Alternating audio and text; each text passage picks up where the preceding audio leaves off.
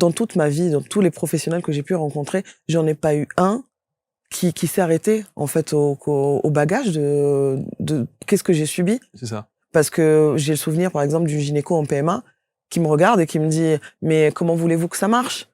Vous êtes encore en obésité. » À savoir que on m'avait demandé de perdre 10 kilos pour rentrer en PMA et j'en avais perdu 17. En restriction pure, sport 2 fois par jour, tenue de sudation, enfin, c'était... La totale. La totale. Alors que là, je mange à ma faim. Je n'ai pas faim et c'est ce qui ressort et on perd du poids. J'ai perdu 30 kilos en 9 mois. Que je n'aurais pas repris. Bienvenue et merci de nous rejoindre pour cette nouvelle rencontre tout droit venue de Marrakech. Elle s'appelle Rihab Touré. Elle est installée sur les canapés. Rihab, bonjour. Bonjour. Merci d'être là. Merci à vous. Je suis ravi. Je suis ravi qu'on puisse parler de cette thématique et avec cette accroche qui évidemment va parler à beaucoup de gens. Je pense. Je pense aussi, quand on dit « j'en ai marre de manger mes émotions ». Alors, il y a évidemment deux notions dans ce que vous dites là. Il y a le fait de manger. Tout à fait. Et souvent, une alimentation qui est dictée par nos émotions. Tout à fait. C'est votre combat ? Oui, absolument. Parce que vous en avez été victime ? J'ai été hyperphage toute ma vie. C'est-à-dire qu'en fait, je frôlais la boulimie, je mangeais sans savoir m'arrêter, que ce soit pour un impact positif ou négatif dans ma vie, dans le sens où je pouvais être hyper heureuse et ne pas savoir m'arrêter, ou je pouvais être hyper triste et ne pas savoir m'arrêter de manger. C'est incroyable ça. Oui. Et évidemment, tout ça est une question d'émotion. Tout à fait. Que vous n'aviez pas eu l'occasion d'identifier ? Pas du tout. Pas du tout. Il a fallu que j'apprenne par mon propre métier de coach en nutrition pour comprendre en fait qu'est-ce qu'un trouble du comportement alimentaire. Je trouve que c'est encore tabou. On n'en parle pas suffisamment et on fait pas assez de prévention. Alors, tout n'est pas qu'une question d'assiette. On fait pas suffisamment de prévention. Et pourtant, j'ai quand même le sentiment qu'on a rarement autant parlé, de bouffe. Oui. On en parle à tous les niveaux. Bien sûr. On en parle, il y a des périodes dans l'année, quand on commence à arriver au printemps, tout le monde nous submerge d'informations et de marketing en tout genre sur ces thématiques d'alimentation, de perte de poids, et n'oubliez pas le .fr, etc., etc. Exactement. C'est vrai. On en parle énormément. On en parle parce que ça reste un business, faut pas se mentir. Et le problème, c'est qu'on a toujours cette notion, par exemple, du summer body, où effectivement, février-mars, il faut se préparer pour les vacances, on va perdre. Le problème, c'est que on doit être en bonne santé et perdre du poids en fait toute l'année. On n'a pas besoin d'avoir des moments précis dans l'année. Et ce qui fait la différence justement entre un changement alimentaire et un régime, tout simplement.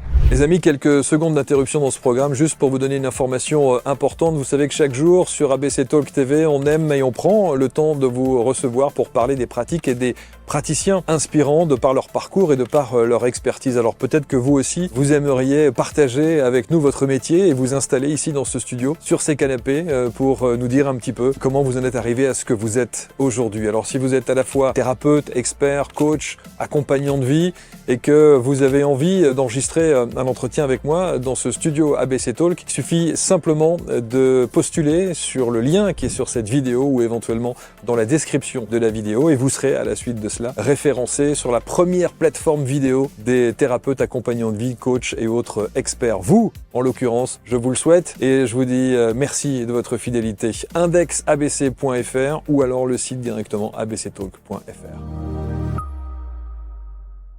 Quelle différence il y a entre un changement alimentaire et un régime ? Le changement alimentaire est vraiment sur la durée. On trouve quelque chose qui nous correspond, quelque chose qui va qu'on va pouvoir vraiment pérenniser quelque part. C'est un changement en profondeur et qui implique forcément non seulement le changement d'assiette, mais le changement là-dedans aussi, aller travailler le cœur aussi pour aller justement ses émotions, pour comprendre qu'est-ce qui nous convient, qu'est-ce qui nous correspond pas. Alors qu'un régime, en fait, c'est vraiment, on perd du poids sur 3 mois, 12, 13 kilos, super. On rentre dans le maillot de bain et après on en reprend 20 directement derrière parce que ça y est, on a tout relâché. On était frustrés, souvent on est affamé. Et du coup, et surtout, on va pas nourrir nos hormones, nos cellules. On est juste en restriction calorique, en fait, tout simplement. Alors vous parlez de quoi ? De rééquilibrage alimentaire ? De changement alimentaire. De changement alimentaire. Moi, dans mon cadre, c'est vraiment un changement alimentaire. Je suis quelqu'un qui sensibilise énormément à la consommation de sucre. On est dans un monde où, en France, hein, tout simplement, hein, les recommandations de l'OMS sont de 25 grammes par jour. Nous sommes à une consommation moyenne de 250 grammes par jour. Et ça, est-ce qu'on a les chiffres depuis quand? C'est ça. Est-ce qu'il y a on est en augmentation? Il y a une hausse chaque constante. année? Je pense que depuis les 30 dernières années, c'est quand même flagrant. Là, on passe l'obésité chez les enfants, le diabète de type 2 chez les enfants et les jeunes adultes. Ça devient catastrophique et c'est alarmant. Et je pense qu'on n'en parle pas suffisamment et il faut faire du bruit là-dessus. C'est important. Et vous êtes là pour ça? Absolument. Bon. Je suis le porte-parole du sans sucre. Le porte-parole. Donc ça veut dire que vous avez banni de votre langage le mot régime? Tout à fait. Je l'interdis et j'interdis également le mot craquage aux personnes que j'accompagne. Souvent on dit, bah voilà, j'étais au régime et j'ai craqué. Ouais. Pour moi, craquer n'est pas une option. Non, on peut pas craquer.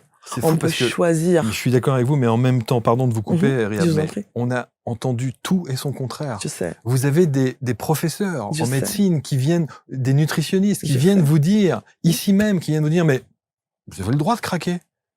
Et c'est pas un problème. Alors, je pense que le mot craquage a vraiment cette connotation négative. C'est vraiment quand on craque, il y a une cassure. Il y a quelque chose qui fait qu'on perd le contrôle. Il y a une faiblesse. Exactement. Et si on retournait la situation? Et si tout simplement on s'accordait quelque chose? Si on était dans la bienveillance et dans la positivité au lieu d'être toujours sur quelque chose de négatif. Moi, c'est ça que j'essaie d'inculquer. Mais ça n'est que du vocabulaire. L'action est la même. L'action est la même? Non, je ne pense pas. Non, vous pensez pas? Non. Parce que quand on est conscient du problème, quand on a mis le doigt... La problématique principale, c'est qu'on a tendance à penser que, par exemple, pour la perte de poids, il faut tout simplement changer d'assiette. Mais comme je dis, moi, en tout cas, de comment je travaille, on est vraiment sur une approche qui est totalement holistique. C'est à chacun, faut s'adapter à chaque personne avec son bagage. Donc aujourd'hui, si la personne est consciente qu'elle fait des troubles du comportement alimentaire, parce que j'ai beaucoup de femmes que j'accompagne qui, lors du premier rendez-vous, quand je leur dis, bah ouais, tu es boulimique, tu es hyperphagique, tu es anorexique mental, elles sont là et en fait, c'est un mal-être qu'elles ont toujours subi, mais elles n'avaient même pas un mot à poser dessus. Donc, à partir du moment où on sait de quoi il s'agit, c'est plus facile de savoir reconnaître les signaux.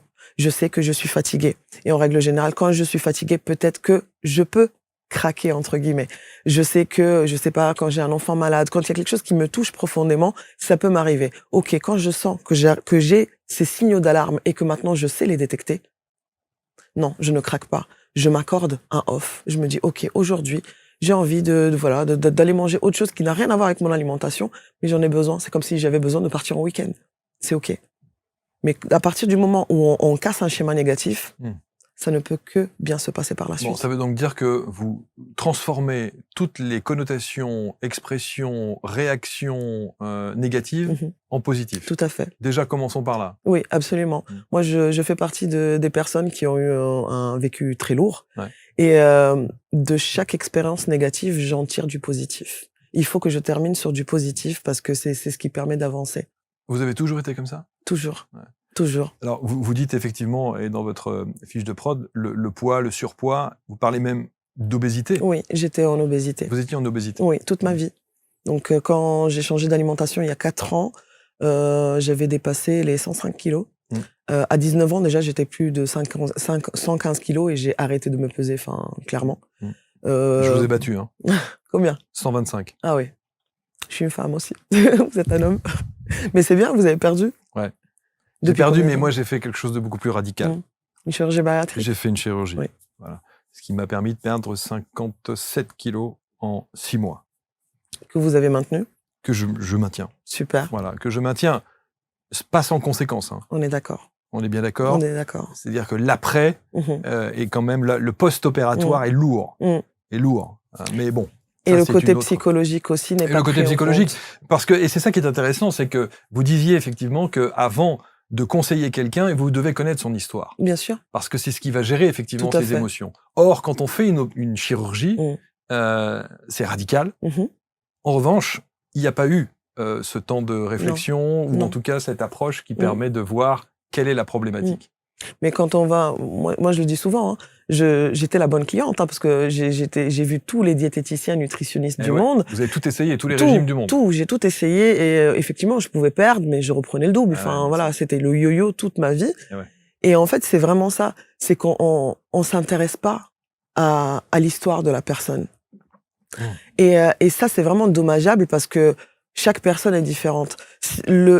Entre guillemets, un plan alimentaire. Moi, aujourd'hui, les personnes que j'accompagne ne pèsent pas leurs aliments. Je leur donne pas un plan à suivre. Mais il n'y a pas de menu type? Pas, un menu, c'est pour avoir des idées. Ouais. Mais je vais pas leur dire, mange ça le matin, ça le midi, ça le soir. Ouais. Je leur réapprends justement à s'écouter. Le problème, c'est vraiment ça. Il y a eu une déconnexion totale de l'écoute de soi, de la confiance en soi, de l'amour de soi. Et on se retrouve dans une situation où, ça peut arriver un soir, par exemple, on n'a pas faim. On n'a pas faim, j'ai pas envie de manger. Mais, pression sociale, je suis avec des amis, ou je suis en famille, il faut que je mange. Bien sûr. C'est l'heure du dîner, on passe à table. C'est l'heure de manger. Ça, par exemple, là aussi, c'est pareil. Pour moi, il n'y a pas d'heure de manger. L'heure de manger, c'est quand mon corps me réclame à manger. Vous savez qu'on nous a inculqué ça? Oui, je sais. Depuis toujours. Je sais. Avec notamment, et je le dis régulièrement, je dis, vous savez, le truc du petit déjeuner, par exemple. Le repas le plus important de la journée. Par exemple, où on vous dit, on disait, moi j'ai grandi, vous avez dû grandir, vous êtes beaucoup plus jeune que moi, mais vous avez dû grandir aussi avec le ne pars pas le ventre vide à l'école. Tout à fait. Tout à fait. Et après, on s'étonne quand on appelle les parents pour leur dire que l'enfant est turbulent, l'enfant manque d'attention, l'enfant pique du nez. Oui, parce qu'en fait, quand on voit les recommandations pour les enfants, céréales, lait et jus d'orange dès le matin, le pic de glycémie est violent. Donc après, c'est vraiment une éducation. Donc la première chose dans votre approche, c'est d'abord de connaître l'histoire de la personne. Parce que dans votre histoire, vous parlez effectivement de ce surpoids, vous parlez également de ce qui a causé ce surpoids, pardon. C'est pas que du mental ou du psycho, il y avait aussi du médical. Tout à fait. Donc je suis atteinte du syndrome des ovaires polykystiques, qui est une pathologie qui frappe, entre guillemets, une femme sur 6 en France, qui est l'une des premières causes d'infertilité en France. Okay. Et de surpoids? Et de surpoids, parce que du coup, on est prédisposé, on a un problème de gestion du sucre et de métabolisation du sucre, donc on est déjà directement prédisposé au surpoids, à l'obésité, hypertension, tout ce qui est syndrome métabolique et bien sûr du diabète. Donc moi, j'étais en prédiabète, infertilité. J'ai fait 3 fausses couches, j'ai eu mes 2 premiers garçons en PMA, et ma petite qui est arrivée, bébé surprise. Ouais. Mais du coup, ouais, effectivement, on parle pas souvent de ces pathologies féminines et on surtout parle pas de l'impact. Surtout que vous, c'est dès l'âge de 12 ans. Oui, moi j'ai été diagnostiquée à 12 ans. Et à 12 ans, j'ai un médecin qui m'a regardé dans les yeux en me disant que j'aurais jamais d'enfant. Parce qu'à l'époque, bien sûr. On savait pas, hein, la PMA c'est récent et la prise en charge telle qu'elle est aujourd'hui, ça fait 10 ans, hein, faut pas se mentir. Donc moi j'ai grandi déjà avec cette idée que vous n'auriez pas d'enfant. Non seulement que j'aurais pas d'enfant, mais aussi en tant que préado, que mon corps de femme ne fonctionnait pas. Donc je pense, j'en suis sûre en fait, que je me suis vraiment créé cette carapace. Parce que j'aurais pu peut-être trouver des solutions pour perdre du poids, même si ma mère elle m'a amené diététicienne, les médecins, enfin bref, mais il faut pouvoir se libérer de cette carapace, de cette armure qu'on s'est construit en fait. C'était un trauma? Totalement. Totalement. Je faisais partie de ces enfants qui j'adorais les enfants, les petits neveux, les nièces, j'adorais les enfants. Donc pour moi j'ai toujours imaginé avoir 5 enfants dans ma vie. Donc du coup pour moi c'est venu vraiment briser quelque chose. Et là aussi le tact médical, on peut pas dire ça à un enfant parce que je n'étais qu'un enfant. Donc ça veut dire que vous grandissez avec cette idée. Tout à fait. Et que elle va vous poursuivre. Tout à fait. Et donc si vous grandissez, ça veut dire que vous vous formatez. Exactement. De cette manière-là. Oui. Donc toute mon adolescence, j'étais le bon garçon manqué. J'avais les cheveux très très courts, je me bagarrais, je me battais. Ah oui, j'étais la défenseuse de mes copines. C'est ça. Donc, quand il y avait un garçon qui l'embêtait, c'était moi qui partais au combat. La leader de service. Tout à fait. C'est ça. En tout cas, ça a conditionné votre vie. Et à quel moment vous prenez conscience qu'il y a une autre alternative? Quand je tombe enceinte la première fois. Eh oui. Totalement inattendu. Je m'y attendais pas du tout, donc je fais une fausse couche. Mais du coup, je me dis, c'est possible. Et oui. C'est possible, donc il y a une lueur d'espoir. Et après, j'ai eu la chance d'avoir mon conjoint qui m'a soutenu pendant toute cette période. Et on continue encore une fois à nourrir ce sentiment de culpabilité. Parce que de son côté, il y a rien. Il a pas de problème, lui. C'est moi, le problème. Donc, du coup, quand on est une femme, on porte tellement de choses sur nos épaules. Et on n'a pas le temps de se libérer, de se décharger de toutes ces émotions négatives. Et ce qui impacte forcément, après, tout le côté alimentaire, mais tout le côté dans notre vie, dans notre travail, dans notre quotidien de tous les jours, en fait. Avant de vous attaquer à l'alimentation, avant de chercher ce rééquilibrage et ce changement alimentaire que vous évoquez, la première chose qu'on pourrait vous dire, c'est faites une psychothérapie, madame. J'ai été, qui ne m'a servi à rien. J'allais vous demander si c'est nécessaire ou pas. C'est tout à fait nécessaire. Ah, ok. Moi, donc je pense que même si ça n'a pas marché pour vous. Même si ça n'a pas marché, parce que quoi qu'il arrive, ça donne des axes de réflexion. Moi, dans mon cas, je me suis retrouvée face à une personne, parce que ça a été ma psychothérapie. J'en ai eu une première étant jeune adulte, je devais avoir 19-20 ans, parce que du coup, je me suis retrouvée dans une relation complètement toxique avec un homme qui me battait. Ça a été très violent, donc c'était indispensable que je puisse travailler sur moi, ce qui a fait que j'ai pu me reconstruire aussi. Donc la première, ça m'a aidé, mais à partir du moment où il y a eu vraiment ce déclencheur de ma première fausse couche, là, c'était pas possible. Je me suis retrouvée face à une personne en face de moi ce sentiment de elle ne me comprend pas. Elle ne me comprend pas. Et quand on se sent pas comprise, on décroche. Que dire là, vous vous adressez aux femmes, mais que dire aux compagnons, aux maris qui vivent avec quelqu'un dans l'état d'esprit et les émotions que vous avez pu traverser? Qu'est-ce qu'on peut dire à ces hommes-là, à part leur dire soyez à l'écoute, soyez patients. Le dialogue. Le dialogue. Je pense que le dialogue, c'est la base, la discussion, la communication. Parce que, en tant qu'homme, déjà dans une grossesse lambda, normale, on sait qu'il y a quand même une distance. C'est pas vous qui portez la vie, c'est la femme. Donc forcément, il y a cette distance. Mais le fait de pouvoir vraiment accompagner sa compagne, c'est-à-dire être avec elle quand on se retrouve à 5 heures du matin et on est 4 femmes à l'hôpital, qu'on attend notre tour parce qu'après on a l'école où on a formation, travail, etc. et tout. Moi je voyais des couples où mon mari il travaillait beaucoup à ce moment-là, mais je voyais des couples où ils étaient tout le temps, tous les matins, ils étaient ensemble. Et ce soutien-là, ça c'est quelque chose je pense que c'est fondamental. Ouais, c'est fondamental, totalement. Donc vraiment cette discussion, comprendre, accompagner, être patient aussi, parce que du coup, quand on a des traitements hormonaux, déjà que nos hormones sont complètement déréglées, surtout moi en tant que SOPK et tout, j'avais un déséquilibre hormonal catastrophique. Mais en plus de ça, avec les hormones, c'était et voilà, d'être patient. On sait que la fluctuation des hormones, c'est aussi quelque chose qui est difficile à gérer. Alors évidemment pour les femmes qui le vivent, bien entendu, et pour l'entourage. Parce qu'on ne sait pas manger à ce moment-là. Ouais. On ne sait pas manger à ce moment-là. C'est-à-dire qu'en fait, on est dans une société où on a toujours diabolisé le gras. Il faut manger light. Bio, en plus, faut voir si c'est du vrai bio ou si c'est juste estampillé. Qu'est-ce que vous me faites plaisir à ça, parce que ça aussi. Ah ouais, non, totalement. C'est encore un autre débat. Quand vous savez, comme les gens qui disent, mais c'est des parcelles de bio. Oui, mais d'accord, mais sauf que vous pouvez aller chercher aussi et analyser les sols à 2-3 mètres de profondeur ou 4-5 mètres de profondeur la qualité et avoir de la des pesticides. Bien sûr, la qualité de la terre, malheureusement, on est d'accord. Donc la question, c'est est-ce que le bio aujourd'hui est purement marketing ou est-ce que c'est vrai? On peut pas savoir. On peut pas savoir. On peut avoir le doute en tout cas. Exactement. Je suis d'accord avec vous. Et du coup, je me suis perdue. Je sais plus qu'est-ce que je vous disais. Non, mais voilà. Donc vous disiez effectivement. Le gras. Le gras. Je vous parlais du gras. Ouais. En tant que femme, justement, on a des fluctuations hormonales parce que le cycle de la femme c'est sur 28 jours quand tout va bien, bien sûr. Le cycle hormonal d'un homme c'est sur 24 heures. Donc si vous voulez déjà, voilà, on n'est pas gâtés, hein. Ce qui fait que on peut avoir des moments où on a des besoins nutritifs qui sont différents, la phase lutéale, etc. Donc on a des besoins on nous apprend pas à manger à ce moment-là. Par exemple, aujourd'hui, juste pour avoir un équilibre hormonal féminin, juste un équilibre, pas plus, il faudrait manger 1 gramme de gras par kilo de poids de corps. Alors, 1 gramme de gras par kilo de poids de corps. Prenons une femme lambda. Je pèse 80 kilos. Okay. Il me faut 80 grammes de gras par jour. J'ai toujours vu des diététiciennes, des nutritionnistes. J'étais au minimum. Et forcément, ça me déséquilibrait encore plus. J'ai pu faire des 3 ans sans avoir mes règles. Mais d'où ça sort ce chiffre-là dont vous parlez là? Tout simplement, ce sont des études.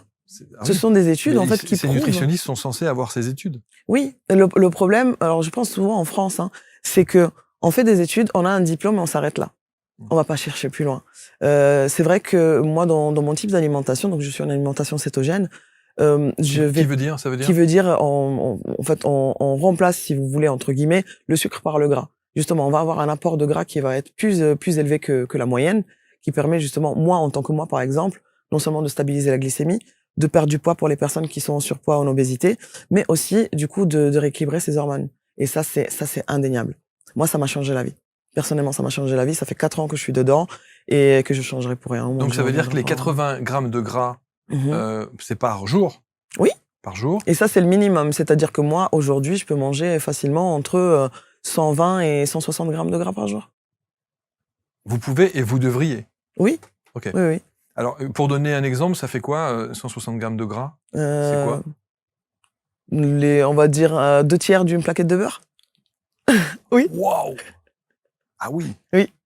D'accord. Et c'est nécessaire dans votre métabolisme pour le coup? Oui, pour moi, oui. Ok. Pour moi, oui. Donc vous calculez chaque personne que vous accompagnez. Le premier calcul, c'est ça? Je leur explique, oui. Okay. Je leur explique comment du coup, sans être dans peser tous les jours, mais en nombre de cuillères à soupe, par exemple, des choses comme ça et tout, pour effectivement, parce que ça aide vraiment au reboot hormonal. Et c'est indispensable. J'accompagne des femmes ménopausées, par exemple, ou du coup... ou préménopause aussi. Préménopause, c'est compliqué. Exactement. Et j'accompagne beaucoup de femmes justement qui essaient d'avoir des bébés. Sur 3 ans, sur 20 femmes qui essayaient d'avoir un enfant qui était en PMA et qui, pour certaines, ont arrêté ou ont continué la PMA, il y a eu 19 bébés qui sont nés. Oh. Mais, enfin, je veux dire, c'est assez incroyable que de se dire que tout passe par une histoire d'alimentation. Bien sûr. On est ce qu'on mange. Notre santé est faite parce qu'on ingère. Et le problème, c'est que tout est à base de sucre. Tout est à base de sucre. Je vais vous donner un exemple, mais vraiment un exemple. Tout à l'heure, j'ai un avion à prendre tout à l'heure pour rentrer chez moi. Et tout à l'heure, je vais pour m'acheter un truc parce que je me dis, après, je vais avoir faim, je vais être à l'aéroport et je sais que ça va être sandwich, peut-être une petite salade ou autre. Et j'ai dû acheter du jambon et du fromage. Voilà. Parce que sinon, il y a pas d'option aujourd'hui accessible à tout le monde si c'est pas un aliment brut. Et ça, c'est dommage, alors qu'il faudrait donner cette option-là. On parle beaucoup de personnes intolérantes au gluten, par exemple. Moi, aujourd'hui, je peux vous dire qu'il y a des personnes comme moi qui sont intolérantes aux glucides. Moi, si je mange du sucre, plus que d'habitude, ce que je mange toujours, j'ai une petite 20-25 grammes par jour, donc vraiment, c'est ce qu'il y a dans mes légumes, dans quelques fruits faibles en glucides, etc., dans les produits laitiers, etc., mais si par exemple demain et ça peut m'arriver parce que moi je fais partie de ceux qui, pour moi, la frustration ne doit pas intervenir, surtout quand on veut soigner ses émotions et ses troubles du comportement alimentaire. Donc je peux arriver à un jour où effectivement je suis fatiguée, j'ai envie de me vider la tête, j'ai envie de couper, et qui dit couper, c'est couper au quotidien.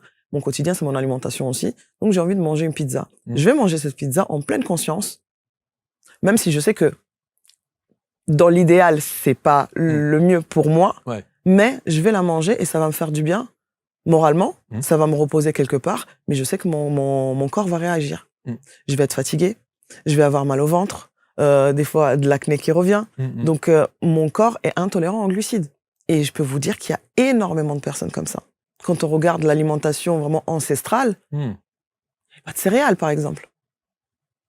C'était de la viande, des baies, du poisson. C'était des aliments bruts, de la protéine et du gras. Quand vous dites, alors, s'il n'y a pas de glucides, qu'est-ce qu'on met alors? Vous remplacez par quoi? Le gras. Aujourd'hui, le corps sait fonctionner de 2 manières, 2 types d'énergie. Le sucre, lambda, voilà, et un état qu'on appelle la cétose, d'où l'appellation alimentation cétogène. La cétose, en fait, c'est tout simplement ce switch. Le corps arrive à dégrader, du coup, le gras pour le transformer en corps cétonique. Et c'est de l'énergie en illimité. Parce que du coup, on a tous des réserves de gras. Même une personne qui fait une taille 34, elle va avoir des réserves de gras, des stocks de gras. Et en fait, ça change la vie. Donc du coup, on a de la facilité à jeûner, par exemple. On mange quand on a faim. On dort mieux. Le sommeil est hyper important là aussi.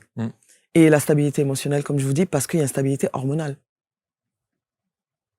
Donc la stabilité hormonale, avec votre méthode et votre approche, permet se crée justement parce que vous rééquilibrez avec ce dosage entre le gras et le... Mais vous... D'accord. C'est extraordinaire.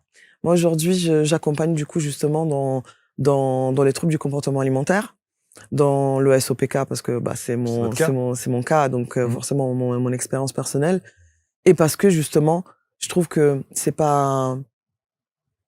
Dans toute ma vie, dans tous les professionnels que j'ai pu rencontrer, j'en ai pas eu un qui s'est arrêté en fait au bagage de qu'est-ce que j'ai subi. C'est ça. Parce que j'ai le souvenir, par exemple, d'une gynéco en PMA qui me regarde et qui me dit « Mais comment voulez-vous que ça marche ? Vous êtes encore en obésité. » À savoir que on m'avait demandé de perdre 10 kilos pour rentrer en PMA et j'en avais perdu 17.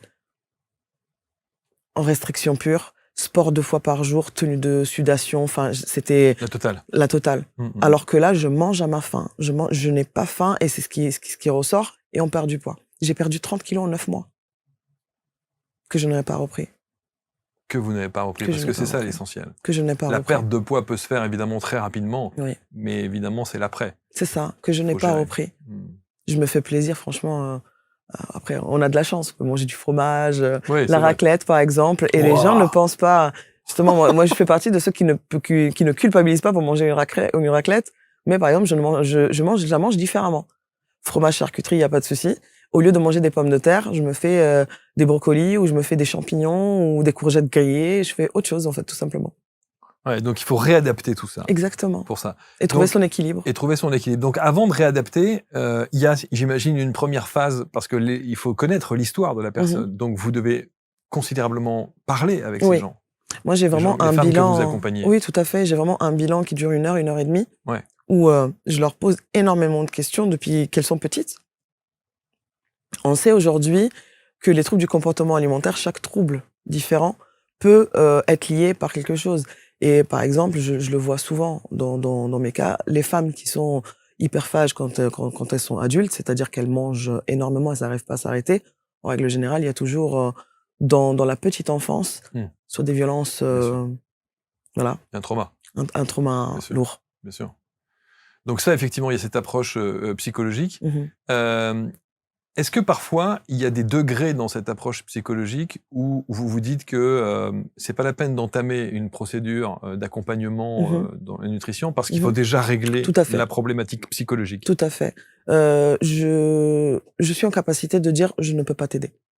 Et ça, je pense qu'en tant que professionnel, c'est important. C'est hyper violent. C'est important de dire là, aujourd'hui, je ne suis pas en capacité de t'aider. Même si j'entends mais je ne peux pas t'aider parce qu'il y a d'autres choses. Donc, je vais rediriger vers.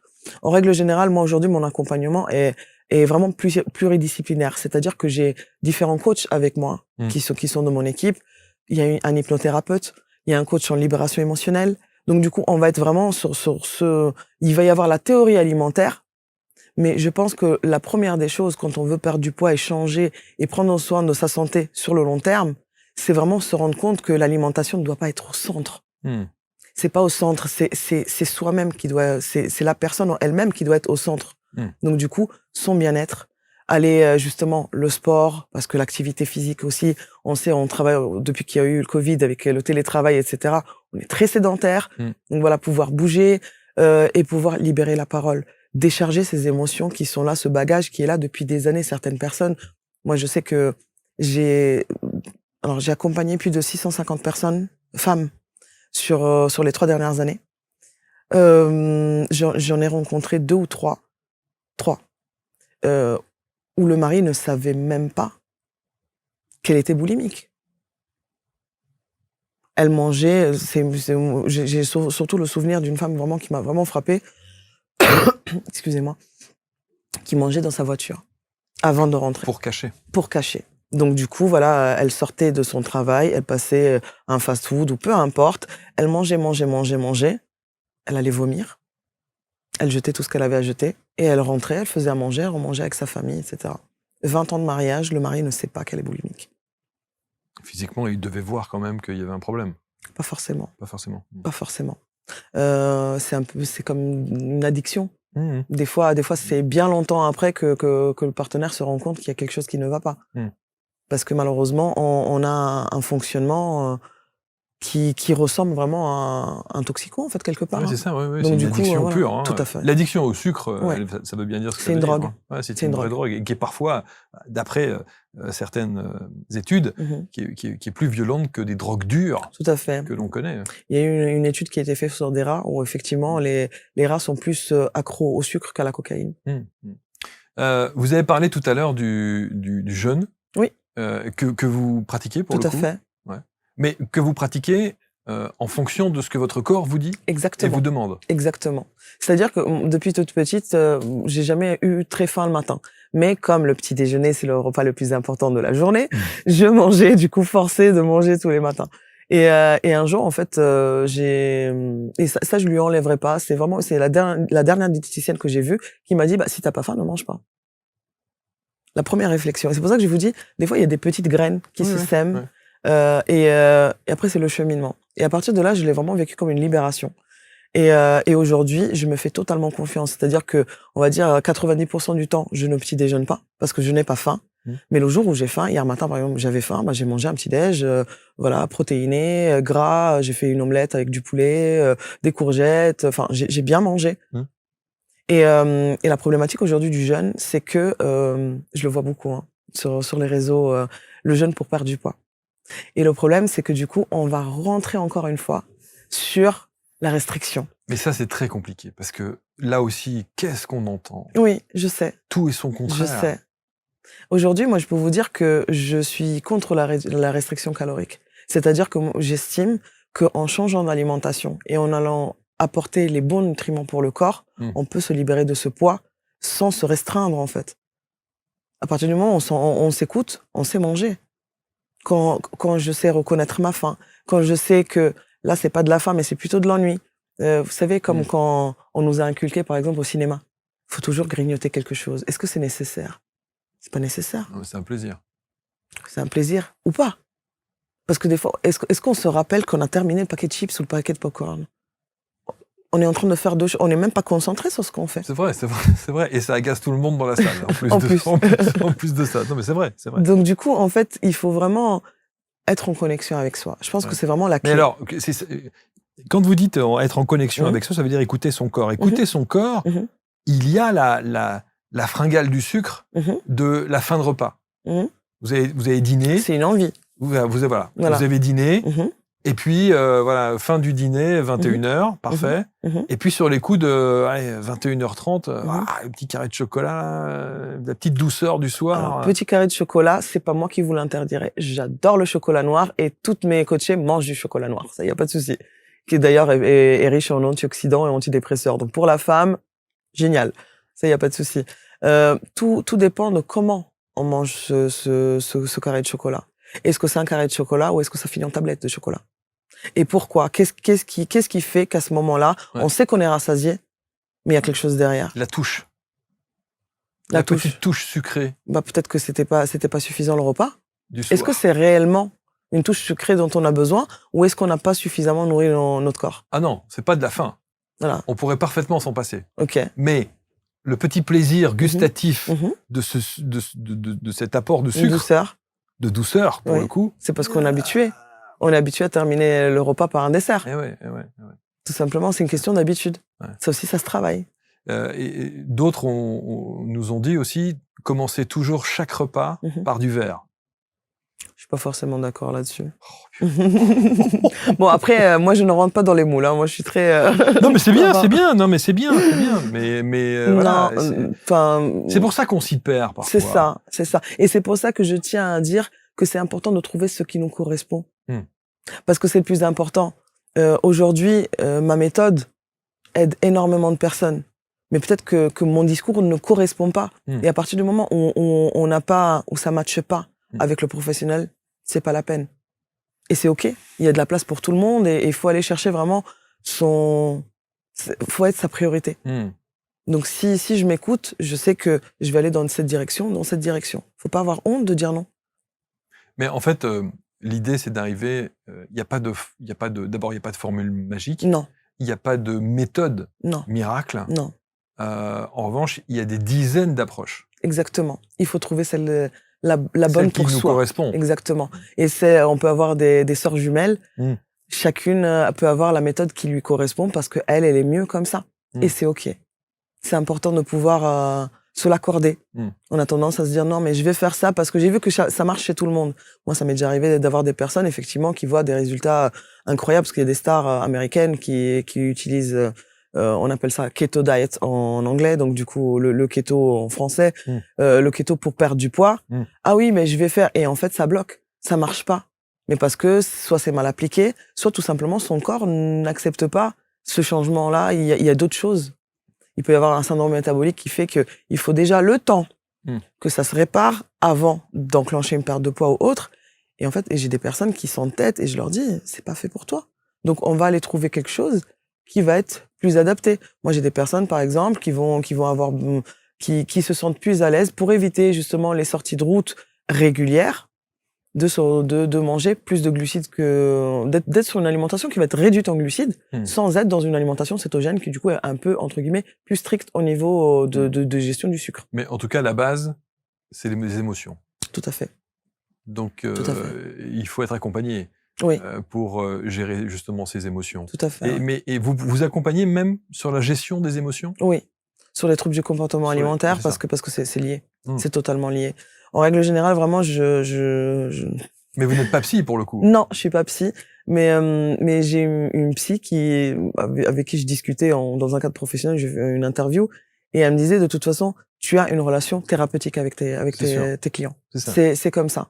Il y a une écoute active qui fait qu'il y a un dialogue et surtout par mon expérience, au-delà de mes diplômes, mes certifications, etc. et tout, mais par mon expérience, je suis passé par là. Bien sûr. Donc, ce côté de... mieux placé pour savoir, Le côté, je suis écoutée et je me sens comprise, ça change tout. Ça change tout. Pourtant, vous vous dites coach et pas thérapeute. Parce que je ne suis pas thérapeute. Parce qu'aujourd'hui, on va dire, entre guillemets, j'ai pas un diplôme qui me rend thérapeute. Mais en soi, j'ai certaines clientes qui me disent, il faudrait que tes coachings soient remboursés par la Sécu. C'est vraiment ça. La première injonction qui vient aussi, c'est j'ai pas le temps. Oui. Quand vous parlez de l'activité physique, c'est d'accord, mais bon, qu'est-ce que vous répondez à ça? On a toujours le temps. On n'a pas le temps parce que on va regarder un film sur Netflix et pourtant on pourrait potentiellement avoir un tapis et marcher pendant qu'on regarde un film. On peut ou écouter de la musique, aller faire une balade avec son chien. Enfin, il y a tellement de possibilités. Moi, ce que j'ai mis en place, du coup, des fois c'est aussi, je pense que j'ai pas le temps pour une personne en surpoids. Des fois c'est pour se cacher parce que aller en salle de sport, on sait que c'est compliqué. Bien sûr. C'est au-delà de la blessure, parce que ça peut arriver malheureusement quand on surcharge pondérale, la blessure peut vite arriver, mais aussi le regard des autres. Mais c'est sûr. Mais c'est sûr. On l'a vécu. Mais bien sûr, quand vous arrivez dans une salle de sport et que vous voyez tous ces gens qui se regardent dans les glaces H24 pour pousser de la fonte. C'est ça. C'est très très culpabilisant. Exactement. Et du coup, moi, hommes et femmes, hein. Tout à fait. Ah non, totalement. Surtout depuis qu'il y a dans le monde de l'influence. Bien sûr. Les croque-tops, les elles ci, vont les toutes ça. Au sport, elles vont toutes à la salle. Elles sont parfaites. Mais bien sûr. Elles ont des ongles jusque là, mais elles vont pousser de la fonte. Oui, exactement. Bien sûr. Et là aussi, j'ai reperdu le fil. Désolé. Non, mais c'est pour ça que c'est l'injonction qui consiste à dire ah mais non, moi j'ai pas le temps. Exactement. Et, voilà. Et pour le sport, du coup, moi, ce que j'ai mis en place, c'est que du coup, elles ont des cours de 20 minutes à faire à la maison. Donc j'ai une coach sportive qui fait du coup des cours avec et sans impact. On va travailler aussi là aussi vraiment pour les personnes qui ne peuvent pas, parce que j'accompagne des personnes des fois en parallèle de leur suivi médical pour des grosses pathologies, de la fibromyalgie, des arthroses, cancer parfois. Donc j'ai vraiment il y a des protocoles qui sont différents et tout en parallèle avec l'équipe médicale. Mais du coup, il y a des personnes où elles ne peuvent pas physiquement faire du sport, même sans impact. Et il va y avoir de la méditation, du yoga, du pilates, du coup, du renforcement musculaire en profondeur, mais vraiment en douceur, des exercices de respiration, petit à petit. Et on peut pas tout faire en même temps. Donc moi, je suis vraiment sur une approche où où il y a toute une feuille de route pour aller d'un point A à un point Z, petit à petit, parce qu'on peut pas tout faire en même temps.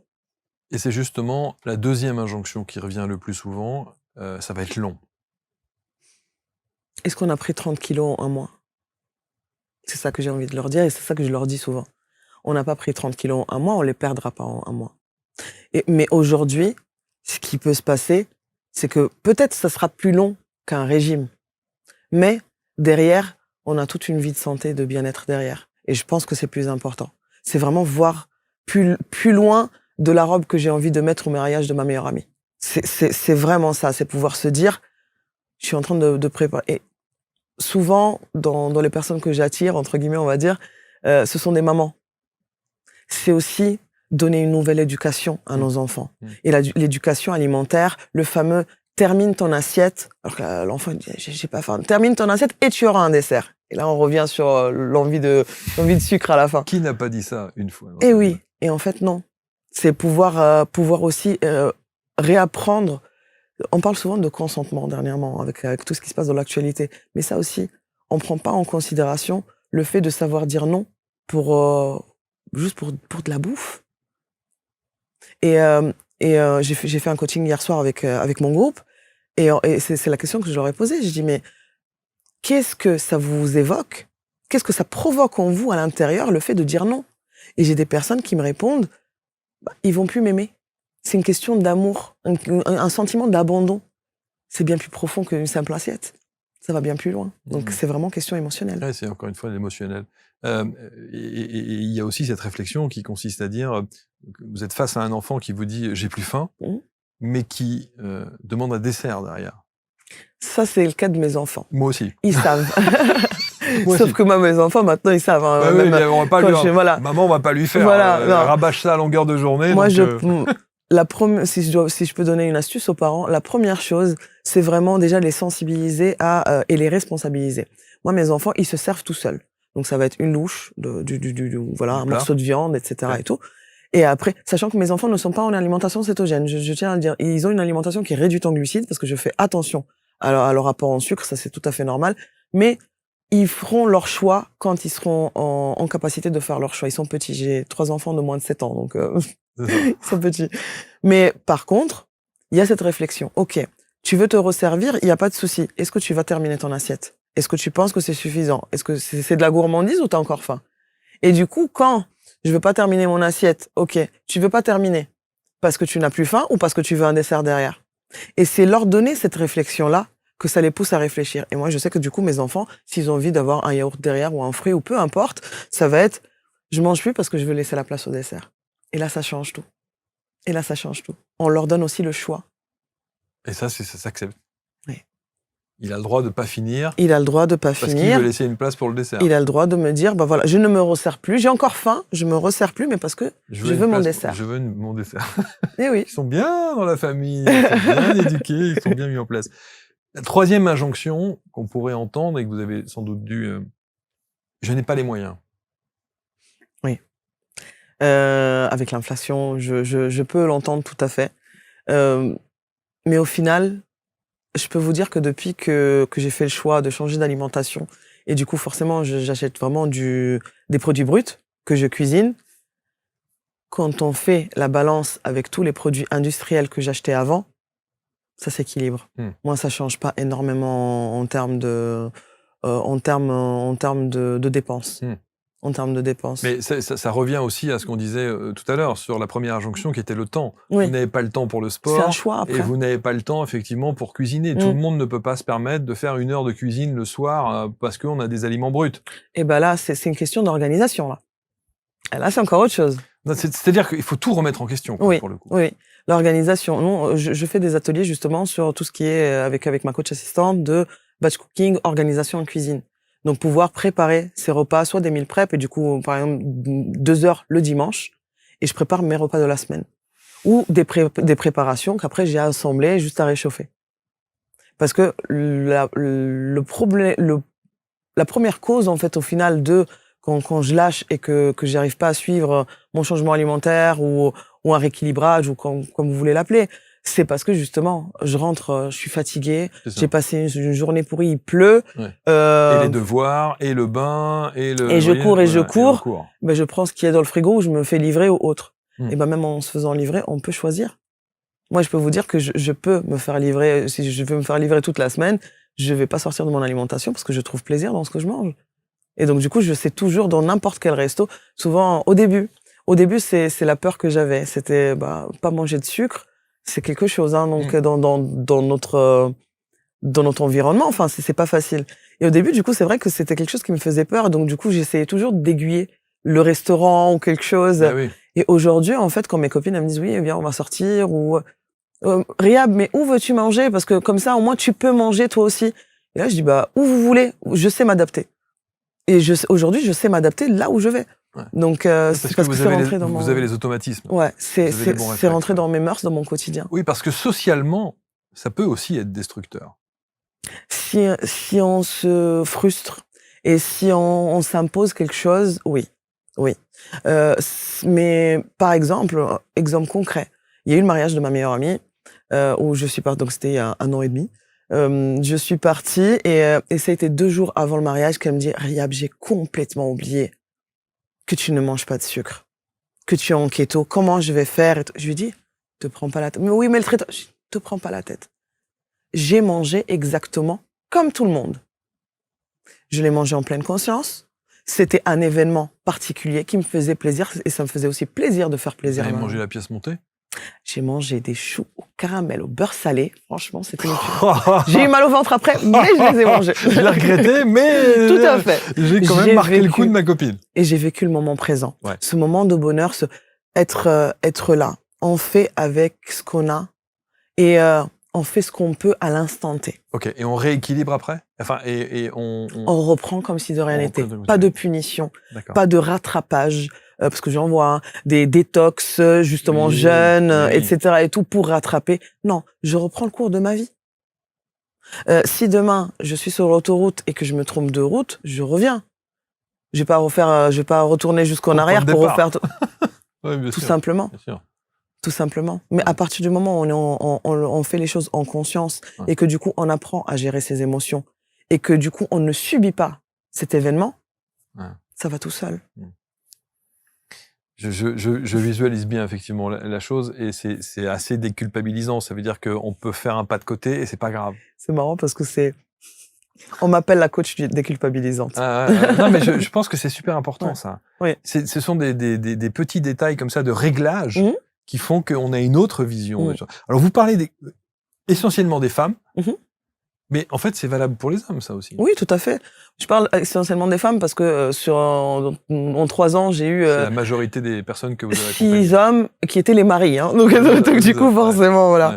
Mais oui, totalement, c'est exactement la même chose. C'est exactement la même chose. Et il faut trouver vraiment son équilibre à soi. Parce que quand on parle de TCA, c'est assez rarement des hommes. Pas forcément. Alors, il y en a moins. Mais on n'en parle pas. Non, c'est vrai qu'on n'en parle pas beaucoup. Hein. Il y a trop de tabous encore sur même l'obésité chez l'homme. Hein. On n'en parle pas énormément. Et ça va être forcément, c'est de sa faute, alors que ça peut être potentiellement un problème de thyroïde, parce que homme-femme, et encore on revient sur les hormones.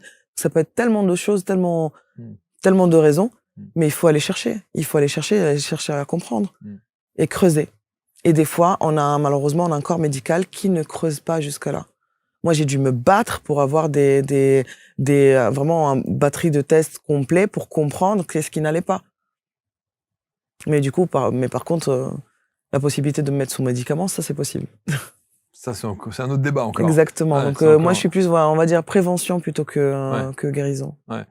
En tout cas, même si il y a des effets de guérison pour le coup. Tout à fait. À partir du moment où vous changez la vie des gens et qu'il y a une transformation physique et psychologique, c'est une guérison quelque part. Totalement. Alors, guérison veut dire qu'on ne revient pas en arrière. Il n'y a pas de risque de ça?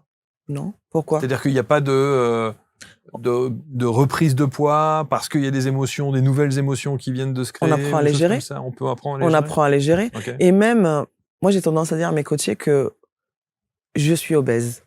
Je leur dis, je suis obèse parce que j'estime que l'obésité est dans les gènes. Jusqu'à mes 32 ans, j'étais en obésité. Et je sais que je ne suis pas à l'abri demain de retomber parce que je peux avoir une catastrophe qui se passe dans ma vie et perdre pied. C'est OK. C'est humain.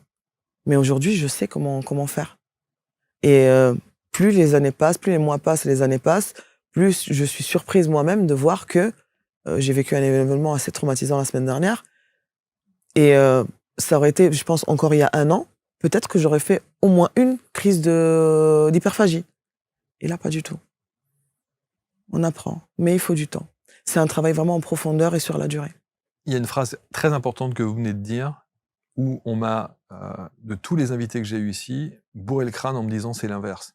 Quand vous dites « je suis obèse Mhm. », et on me dit en permanence, je dis, non, tu étais Non, ou j'étais non. obèse. C'est comme quand je dis je suis stérile. Mais tu as 3 enfants, je suis stérile. Je l'ai été toute ma vie. Et les gens vont vous dire, certains vont vous dire, mais oui, mais tu conditionnes ton subconscient ou ton esprit à dire que tu es comme ça, et donc tu ne sors pas de ces schémas répétitifs. Et en fait, non, c'est tout simplement qu'on est conscient on garde en tête la chance qu'on a d'avoir pu s'en sortir. Et savoir que oui, on n'est pas à l'abri d'avoir quelque chose qui fait qu'on peut retomber. Et maintenant, voilà. Donc commençons par être honnête à Exactement. soi-même. Savoir qui on est et d'où on vient. Votre plus belle victoire, c'est celle-là? C'est le fait d'avoir perdu ce poids et de maîtriser aujourd'hui Je pense que ma plus belle victoire, c'est surtout de... Vos enfants, j'imagine. Mes enfants. Bah oui, évidemment. Mes enfants, non, surtout de pouvoir leur donner cette éducation alimentaire que je n'ai pas eue. Parce que famille maghrébine, j'ai grandi en Italie, donc la pasta tous les jours, matin, midi, soir. Donc c'est pouvoir... Bon, bah oui, ça, il n'y a pas de souci. Mais aujourd'hui, je sais que ça me fait mal. Je sais que mon corps n'accepte pas. Mais le jour où on a vraiment un rituel avec mes enfants, c'est 1 fois par mois. C'est la journée où c'est eux qui choisissent. Et donc, du coup, s'ils me disent, maman, on va manger un fast-food, on va manger une pizza ou peu importe, je les suis. Après, j'ai des automatismes qui font, par exemple, je vais manger un burger, réflexe, j'enlève le pain. Je sais, c'est vraiment donc réflexe. C'est plus un burger. Je mange mon steak avec mon... Mais c'est vraiment réflexe. Mais je vais aller avec eux, je vais manger des petites frites, enfin voilà, sans problème. Et si vous mangez une pizza, il y a quoi sur votre pizza alors pour le coup? Alors du coup, j'essaie de prendre la pizza la plus grasse possible parce que du coup, ça va venir stabiliser en fait mon pic de glycémie. 4 fromages. Oui, ou double mozza, burrata, huile, olive. Je suis une passionnée de la burrata. Donc voilà. Et je la mange vraiment, et je sais m'arrêter. Avant, je pouvais dévorer une pizza. Aujourd'hui, je peux me dire, une pizza, je la prends et je la partage avec ma fille parce que je sais que je ne vais pas aller au bout. Par gourmandise. Là, je sais ne plus manger par gourmandise, mais parce que je m'écoute. Et après, je remange quand je ressens le besoin de manger. Est-ce que vous pouvez dire aujourd'hui que psychologiquement, vous êtes bien dans vos baskets et que ces émotions qui vous ont tant envahi et presque autodétruites sont d'histoire ancienne? J'étais vraiment détruite. Oui. Je peux dire qu'aujourd'hui, j'ai résolu mes problèmes. Et je pense que aussi, c'est pour ça que tout à l'heure, vous parliez de thérapeute. Je pense que mon métier a une relation thérapeutique dans les 2 sens. Bien sûr. Ça m'a beaucoup aidé de pouvoir aider ces femmes parce que c'est l'aide que moi j'aurais aimé avoir et que je n'ai jamais eu. J'étais seule au monde. J'ai dû me battre contre tous ces aléas de la vie seule et là pouvoir être, donc oui. Alors c'est pour ça que votre site internet s'appelle riri-keto.fr. Je ne savais pas ce que voulait dire keto. Et voilà. Keto diet, donc alimentation cétogène. Voilà, alimentation cétogène. Et ça, c'est un truc de superstar hollywoodienne, là, c'est ça Il y en a qui l'utilisent, mais bon, après, voilà. Ouais. Après, voilà, encore une fois, comme un peu étiquette bio, il y a étiquette keto, mais on voit la composition, ça fait un petit peu fuir. Mais voilà. Bon, est-ce que vous faites partie de ces femmes qui, lorsque vous allez dans une grande surface pour acheter quelques produits, vous êtes obsédée par les étiquettes et le contenu de ce qu'il y a sur les produits? Obsédée, non. Mais je suis attentive. Attentive parce que j'ai envie de voir qu'est-ce que je donne à manger à mes enfants. Quand j'achète, pardon, quand j'achète tout ce qui est viande, légumes, fruits, enfin là il y a pas de souci. Je sais, en règle générale, j'aime bien aller au marché, vraiment choisir mes fruits ou chez les petites fermes ou autres. Mais oui, aujourd'hui avec tout ce qu'il y a comme composants et comme addictifs et et comme des choses vraiment pourries, faut pas se mentir, dans l'alimentation, je fais attention parce que moi, je ne mange pas transformé. Il y a certains aliments que les enfants vont manger, des petits gâteaux ou autres, quand j'ai pas le temps, moi, de leur préparer leur goûter. J'essaye de leur faire au maximum, mais il y a des moments où, je suis fatiguée aussi, hein. Mais surtout qu'il y en a 3, hein. Ouais, et mes journées, devraient durer 72 heures. Donc, c'est sûr. Et donc, du coup, j'essaie d'aller leur chercher le mieux dans le pire, on va dire. Il y a une phrase qui est assez célèbre maintenant, qui est ce qu'on appelle un claim, un slogan de grande surface qui dit ça ne coûte pas plus cher de bien manger. Vous êtes d'accord? Et moi, je rebondirais aussi sur le fait qu'on n'a pas besoin de manger moins, mais manger mieux. Et c'est vraiment ça, c'est la qualité. C'est la qualité. Il faut aller chercher la qualité. Et vous n'avez aucun doute sur les produits que vous mangez? On peut pas, il n'y a pas de 100%, il n'y a pas de certitude absolue. Mais on essaie de toujours aller au mieux. La viande chez le boucher, vraiment un petit boucher du coin, donc etc. On mange bien à Marrakech, quoi. Oui, non, ça, y a rien à dire. On va vous mettre autour de la vidéo, évidemment, tous les liens pour entrer en contact avec Rihab. Moi, je trouve que votre approche est très intéressante. Merci. Je trouve qu'elle met un grand coup de pied aussi dans la fourmilière de tout ce que l'on peut entendre à droite à gauche, des idées reçues parfois, des injonctions dont on a parlé tout à l'heure. Et j'imagine aussi que effectivement, avec 600 personnes, 600 femmes, hein, que vous avez accompagnées. Plus 650. Ouais, 650 femmes, ouais, c'est ça. Et puis, vous êtes l'exemple que cette méthode fonctionne, quoi. Qu'on peut le faire. On peut le faire. Ouais. On peut le faire, oui. Bon. Prenez soin de vous. Merci. Vous vouliez rajouter quelque chose? Oui, juste s'il y a des personnes qui sont intéressées, je fais un challenge gratuit, en fait, pour permettre d'essayer, en fait, tout simplement, sur 7 jours, du 2 au 8 décembre prochain. Ok, 2-8 décembre prochain. Oui. Donc, du coup, faut pas hésiter à me rejoindre sur le site ou aussi sur mes réseaux sociaux, Riri Keto. Voilà, ok. Riri Keto. Riri pour... Riri, parce que depuis petite, on m'a toujours appelé Riri. Riri. Bon, voilà, formidable. Merci en tout cas de toutes ces informations. Merci, c'était vraiment passionnant. Vous allez commenter, vous allez partager. Je sais que ça va susciter quelques réactions avec bienveillance, comme toujours. Et on se retrouve très vite pour une prochaine rencontre. Salut.